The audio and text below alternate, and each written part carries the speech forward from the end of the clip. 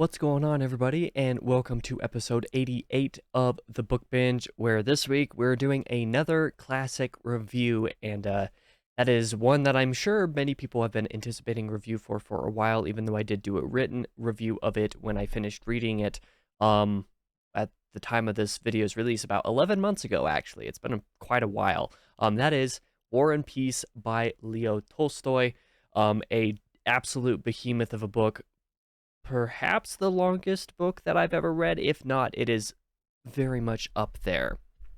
This review has been a long time coming. Like I said, I started reading this back in February of 2022, and I finished it in July of 2022. So I read this over several months, or over the course of several months, about a year ago at this point. I definitely still recall enough about the book to review it, though, because it's such a remarkable and memorable classic of a story, and one that up front I can easily recommend. But if you want to know the details as to why I recommend it, continue on, because we're going to talk about the good of War and Peace. First off, I think for the normal booktube reader, as I suppose I'll call it, a lot of the booktube audiences that I follow, at least, people who watch a lot of sci-fi or fantasy content and read a lot of sci-fi and fantasy books, if you happen to be watching this video, the easiest sell for War and Peace is that this is the most epic fantasy-like story that has ever been published in a single novel, especially one that can be considered a classic.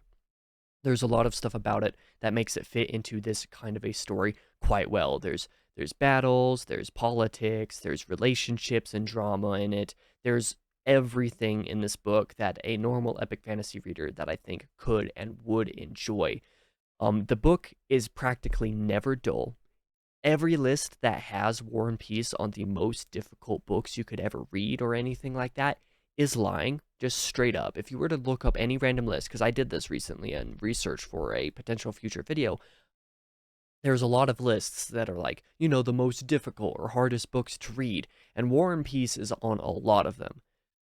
It's not hard. It's not hard at all. I promise you that. It's really not difficult. The only thing that is hard about War and Peace is that it is long. It is really long. It's about 1,300, 1,400 pages, even in this Penguin Classics version, with a not insignificant amount of words on each page, for example. But it's not a hard book to read. It actually flies by very easily, and it's actually split up into a lot of very manageable chapters. Like, the average chapter length is just a few pages long.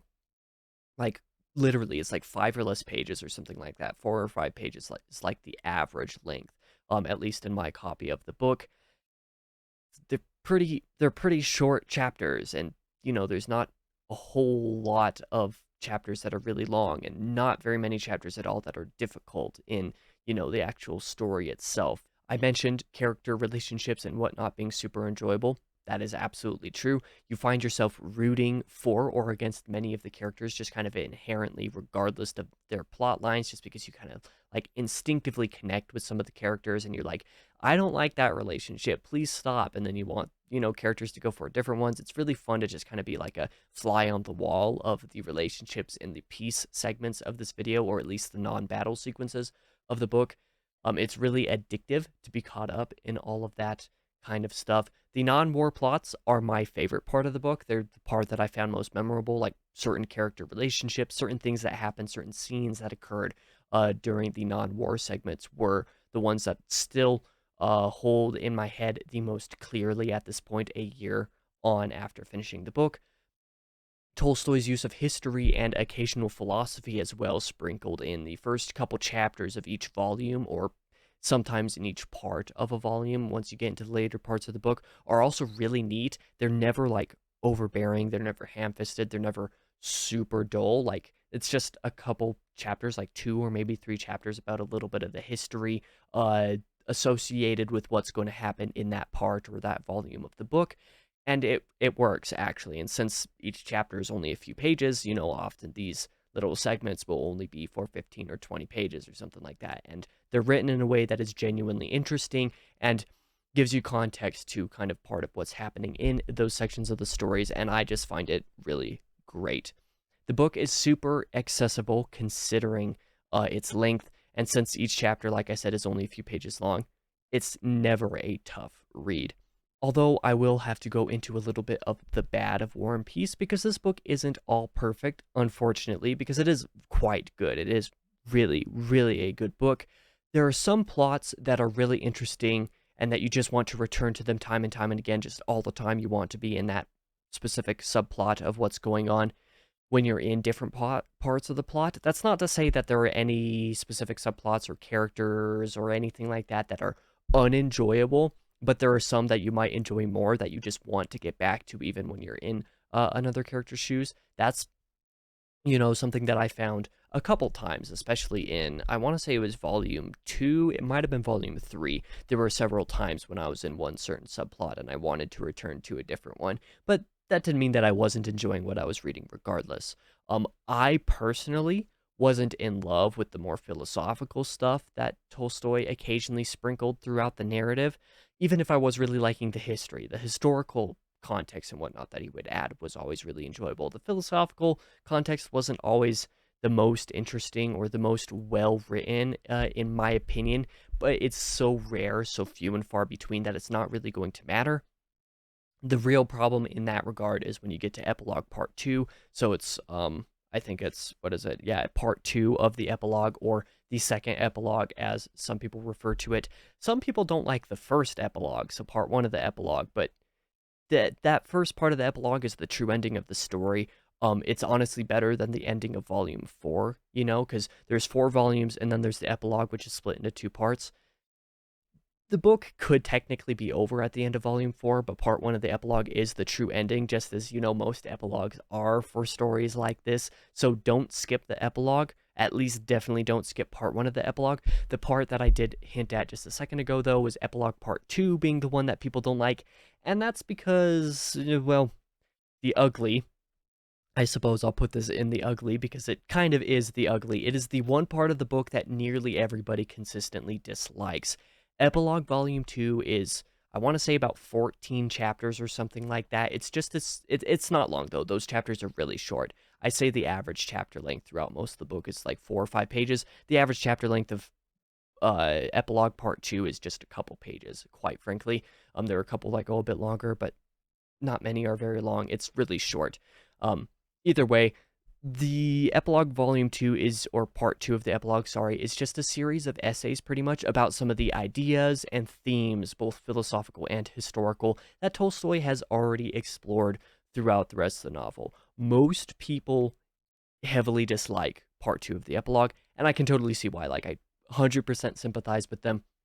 For the most part, I'm actually one of the few that actually really liked it. I did mention that I wasn't a huge fan of the way that Tolstoy sprinkled the philosophy throughout the main narrative. I enjoyed it more in this essay section because it was like a series of points that he was making. That was just like, well, there's this, and then this, and this, and this, there's this. So I didn't actually agree with pretty much any of what he was saying in part 2 of the epilogue. I just found it interesting to read his series of essays about the themes of the book, because that's frankly what it is, although there are a few chapters that are just kind of bad. I said that part 2 of the epilogue, I think, is around 14 chapters, I want to say, somewhere in that area. I know that at least 3 of those chapters could have been completely cut and nothing would have been missed, because Tolstoy does manage to talk himself into a sort of circular argument that he can't resolve, and that he doesn't manage to get out of for several chapters until he finally does at the very end of the epilogue.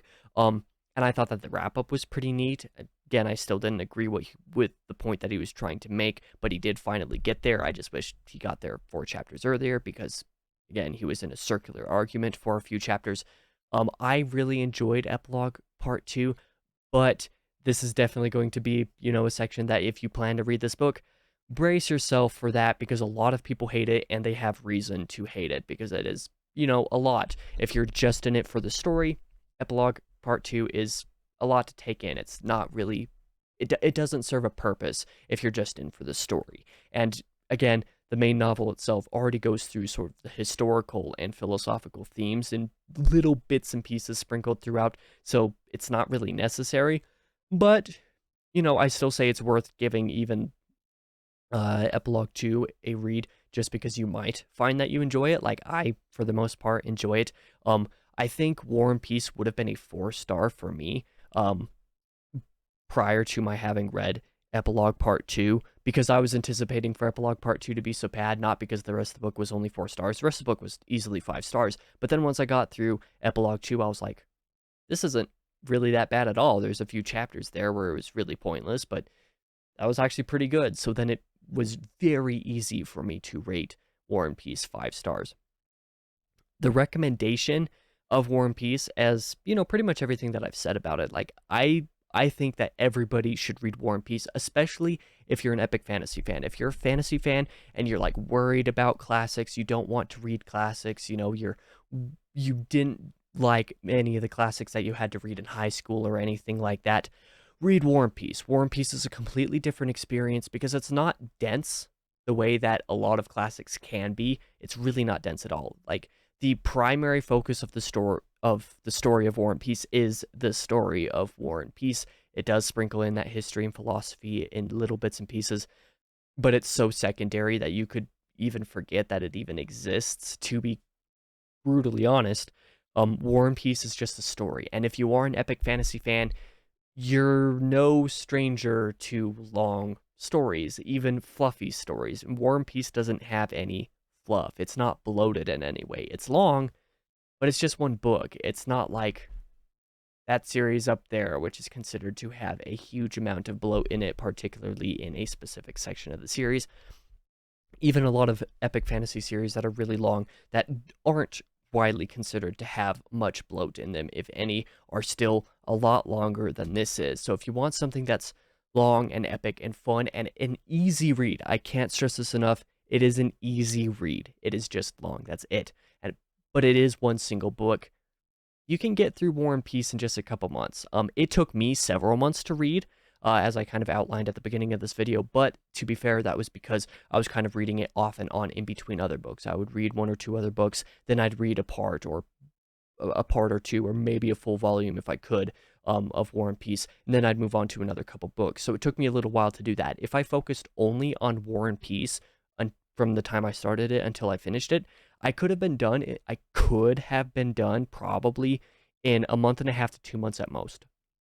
And I'm a very slow reader. I say it all the time on this channel. I'm a very slow reader. So for me to say I could easily have gotten this book done in a month and a half or 2 months, I think the vast majority of people could read this book in 1 month if they really wanted to, especially if you're used to epic fantasy with very long books. The word count in War and Peace is maybe 50% longer than your average Wheel of Time novel. So it's really not that much of an ask, or it's not that tough of an ask.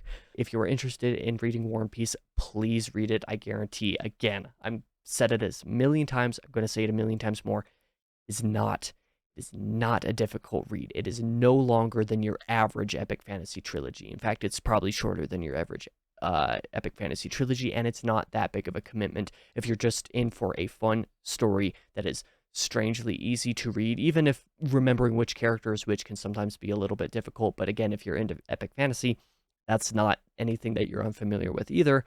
It's just a really good book. And if you aren't familiar with classics in general, War and Peace is actually, despite its size, a very good place to start because it is so fast, it is so easy, it is so smooth of a reading experience compared to a lot of other ones, like a book that I reviewed, it's several weeks ago at this point, but one that I just recorded a review for yesterday, Wuthering Heights, which is one that's like, yeah, most people probably shouldn't read it because most people are probably not going to love it. In fact, most people are probably going to be very mixed, if not dislike that book. War and Peace is one that a lot of people like. In fact, I read it a little bit after a read-along that I had with several pals. I know tons of people who joined in for a read-along of it, and then I read it after the fact. I know a few other people that had a smaller read-along not too long after I finished. Probably a total of like 20 to 30 people who read this book within the last year and a half.